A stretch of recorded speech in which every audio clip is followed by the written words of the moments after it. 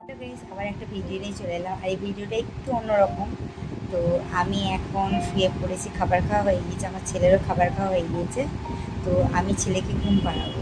তো ঘুম পাড়াবার নিয়মটা তোমাদের সঙ্গে শেয়ার করবো, কীভাবে ছেলেকে ঘুম পাড়ায়। তো ছেলে এখনও ঘুমায়নি, দেখতে পাচ্ছ চোখ দুটো চোখ কীরকমভাবে দেখতে পাওয়া যাচ্ছে।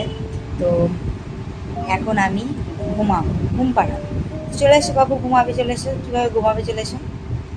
ছেলে দেখো কীভাবে ঘুমায়, চলে এসো, চলে এসো, চলে এসো। আমার ছেলের বিশেষ বিছানা, সেই বিশেষ বিছানাতে এই যে শুয়ে পড়েছে। আমার ছেলে এটা বিশেষ বিছানা, ছেলে এখানে ছেড়ে ঘুমায় না। দেখো শুয়ে যাওয়ার পর সঙ্গে সঙ্গে দেখো অভিনয়টা দেখো, চোখ বন্ধ করে।